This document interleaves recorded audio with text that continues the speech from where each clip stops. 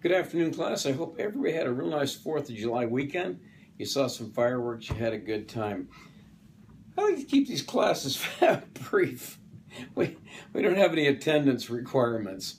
In fact, it doesn't even matter if you watch them. I hope you do because I have a lot of fun with this stuff. But today's topic is going to be called Breaking Up is Hard to Do. And I think that all of us have been in the business even a little while, have run into the same situation, which I recently did. And I think you understand exactly what the nature of this is, how it came to pass, and what the results of this are. And I'll just begin by saying we've all had an overpriced listing. You know, we've met with the client, and they show the house, and you know, you got the comps, and the neighborhood supports about 350. You know, you got a lot of closed comps in the area. Maybe it's a tract, so there's a lot of exact comps. It's real easy to comp them out. What's been sold, I like to figure out what's on the market. That's your competition. And the features of the home are important to an extent, but they're not important, in my opinion, towards elevating or lowering the price. The market is going to give you the price. The features, my feeling has always been, will put your house ahead of the next one, ahead of the rest of the class, and will sell quicker.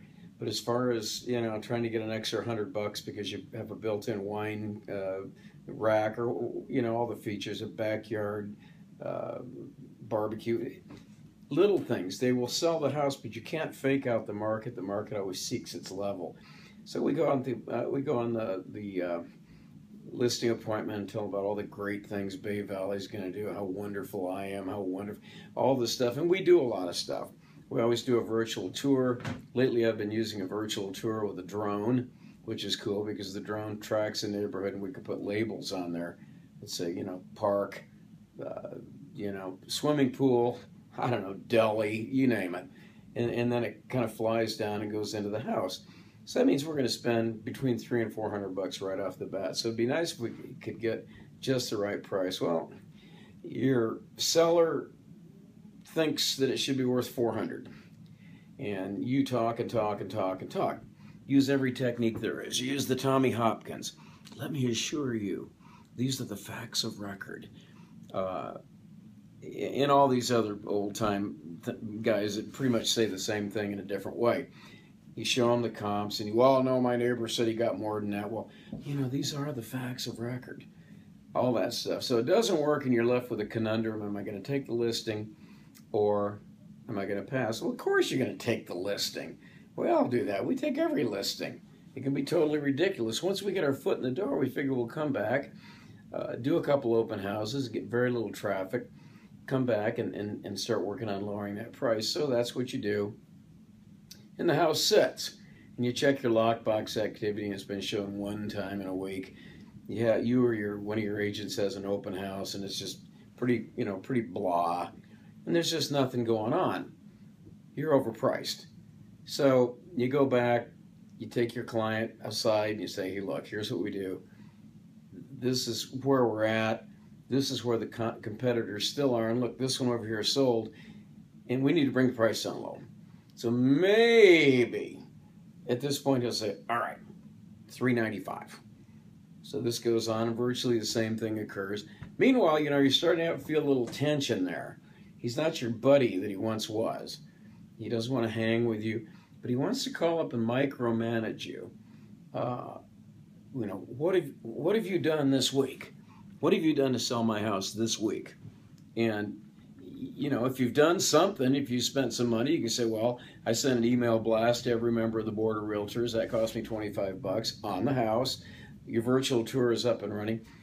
We have a website just for your house, www.meadowviewroadmansion.com or whatever it may be.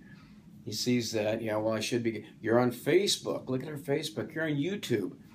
And still nothing's happening. And nothing's happening because it's overpriced. All right, I need to get rid of this house. $390. You still know that's not enough.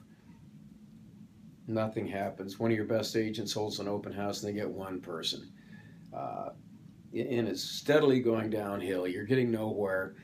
You check your lockbox hits. And it's starting to keep you awake at night. You wouldn't be human if it didn't bug you, because it bugs me. We want to do a good job for our clients, and we also want to earn money. That's how we, that's how we support these fabulous digs that we're in here. So you go back again. You started on the comps again.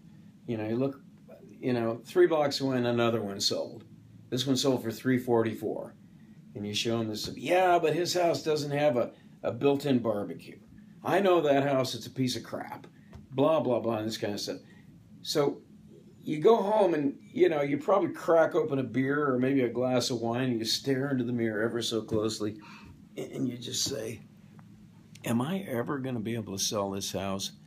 Can I sell this house for what he wants? And you look at that guy staring back at you in the mirror, it's like that, looking back at you. And that little voice is saying, no, you can't. The only thing you're going to end up doing is pissing off this micromanaging client of yours. He's going to think you're garbage. He doesn't care about the fact you spent $400 or $450 on him already. Doesn't mean a damn thing. His house hasn't sold. And this business about the price and all the rest doesn't mean a single thing to him. Well, this is when it's time, and it's sad, but it's time to break up. Because here's your choices. Wait and wait and wait and keep badgering him and hectoring him. And he's going to keep badgering you about how come you haven't sold the house and what have you done for me lately. And it's going to be like that all the time. And you're going to wind up being fired because he knows other people in the business. They say, oh, I could have sold that house for you for that. Who is this guy? Never heard of him before. So you're going to get fired. So what do we do when we're going to get fired? If we know we're going to get fired, you fire them first. You simply call them up and say, Frank, I've tried every trick I know, and we're just not getting anywhere on this sale. I know you want to get your money out, and we've argued about the price endlessly. And to be perfectly honest, my bag of tricks is completely empty. I don't have any magical way. Maybe if you got a new real estate broker, you might have some better luck. He might have some clients in his back pocket. That's what they say anyway when they come around. They solicit your clients. I've got some guys in my back pocket, I'm showing them property. So what you do is say, something? Let's just do this. Let's just back out of this agreement. Let's do a cancellation, and let's let some other broker take a shot at your business. The only thing I ask for, Frank, is if he's going to use my virtual tour and all the expensive photography that I had done, I need to be paid for it, $350. And other than that, let's just be friends, and I certainly hope this sells, because I know it's a tremendous house, and best of luck to you. And I've really appreciated the opportunity to serve you, and I'm very, very sorry that I wasn't able to get this thing done for you. Good luck moving forward. Well, you've just said goodbye. You go home at night, and you sleep like a baby. That's the good part of breaking up.